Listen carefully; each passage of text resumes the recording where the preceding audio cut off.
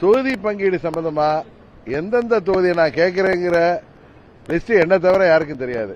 அப்படி இருக்கிறப்ப ஊடகங்கள்ல நீங்களா ஏதோ தொகுதிகள் வந்ததாகவும் அதுல ஏதோ போட்டிகள் இருக்கா போடுறீங்க.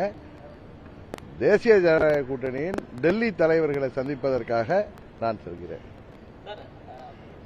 எடப்பாடி அவர்கள் தான் கூட்டணி தலைவராக இருக்கும்போது அமித்ஷா அவர்களை சந்தித்து தொகுதி பங்கீடு பேச்சுவார்த்தை நடத்த காரணம் என்னன்னு முதலமைச்சர் மாதிரி நீங்களும் கேட்கறீங்க. முதலமைச்சர் சொல்றாரு இன்னைக்கு டெல்லியில போய் எதிர்கட்சிகள்லாம் அங்க போய் தான் பேச்சு. அது உண்மை அல்ல. குறிப்பாக அம்மா மக்கள் முன்னேற்ற கழகத்தை பொறுத்தவரை எங்கள் கூட்டணியின் தமிழ்நாடு தலைவர் திரு இபிஎஸ் அவர்களுடன் தொகுதிகள் பங்கீடு சம்பந்தமாக நாங்கெல்லாம் ஏற்கனவே தேசிய ஜனநாயக கூட்டணியில் இருக்குங்கிறத உங்கள் மூலம் தமிழ்நாடு முதல்வருக்கு தெரிவித்துக் கொள்கிறேன்.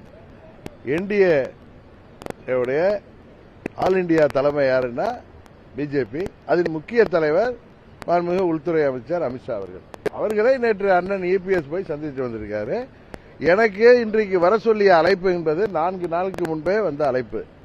அதனால நீங்களா தொகுதி பங்கீடுக்கு தான் நாங்க போறோம் அப்படின்னு நீங்களா முடிவெடுத்தா, நீங்களே கேள்வியிலே லீட் கொடுத்தா அதுக்கு நான் பதில் சொல்ல வேண்டிய அவசியம் இல்லை. உங்கள் கேள்வியில் தவறான கேள்வி என்பதுதான் எனது பதில்.